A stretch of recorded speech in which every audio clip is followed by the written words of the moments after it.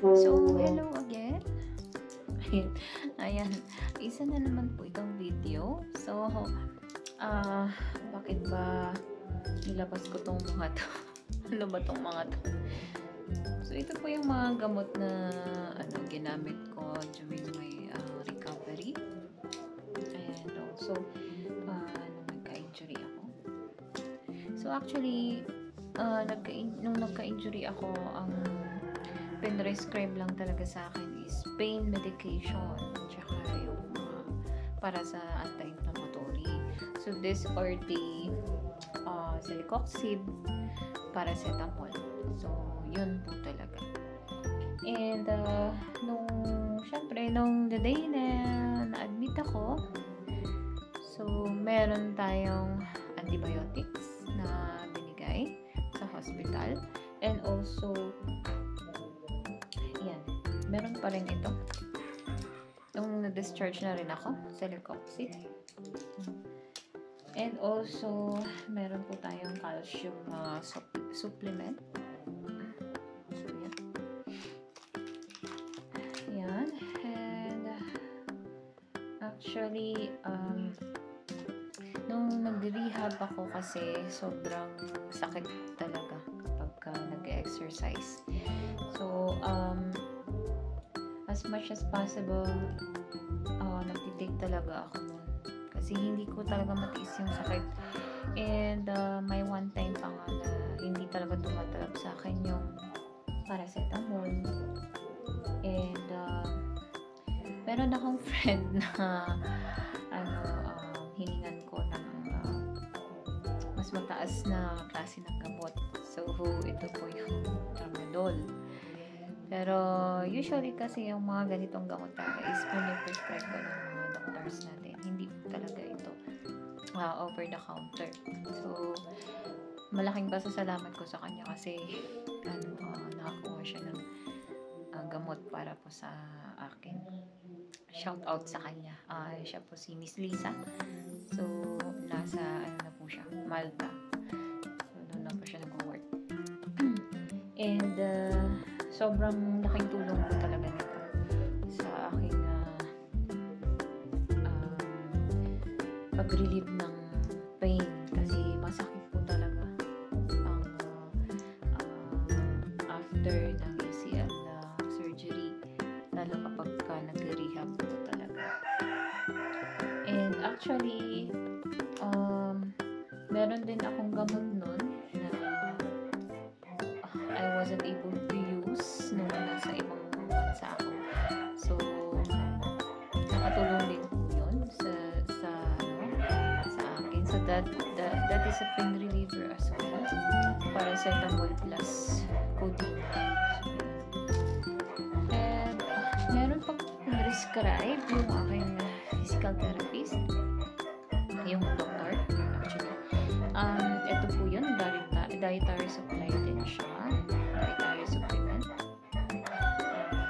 I should say. So, 400 milligrams po ito. Kasi nga, di ba, may opera, nagkaroon ng operasyon. So, parang syempre, nagkaroon ng disturbance dun sa knee. So, yung formation ng collagen, parang pinaka-work nito. So, yan yung pinrescribe mo sa physical therapy. So, yan po yung mga gamot actually na ginamit. Pero depende rin po sa inyo kung ano talaga yung ipinrescribe sa inyo. Pero kailangan po talaga nakakatulong po ito para sa recovery. So, ito po yung ating paracetamol. So, usually kapag ka-adult po is 1 gram po yung tinitake dyan. According to sa prescription po yan. No? And next is yung tramadol, which is also a pain reliever. Mas mataas po ito kaysa sa paracetamol. And also yung ating celecoxib.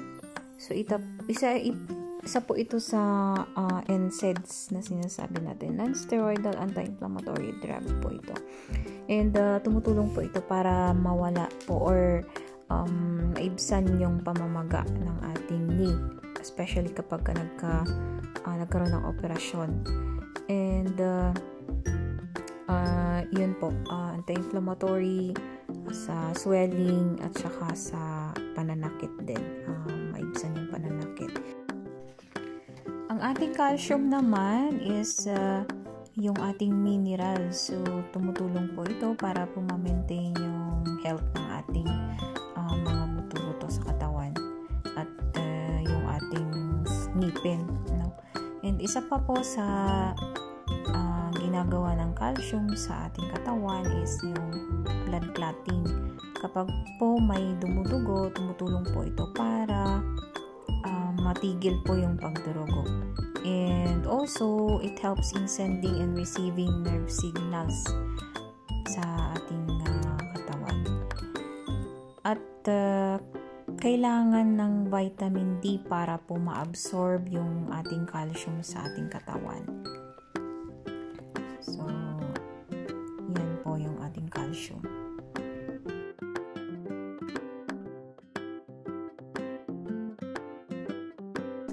Vitamin C. So, vitamin C, bakit kailangan po ng vitamin C?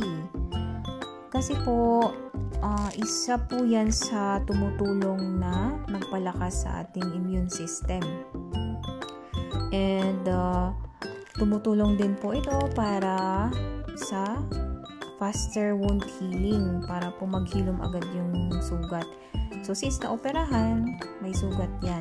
So, kailangan may katulungan yan para po maghilom ng maigi. And also, para din po sa ating healthy bones and sa cartilage natin. Para din sa skin, para maging healthy. And also, ang vitamin C ay isa din sa tumutulong para po ma-absorb ng maigi yung ating iron. So, ano ba ang trabaho ng iron sa katawan? Ang iron po ay nagko-contribute sa formation po ng ating dugo. So, yung ating red blood cells. Bali, yung red blood cells ay nandun po yung ating hemoglobin. So, yun po yung nagdadala ng oxygen sa buong katawan natin.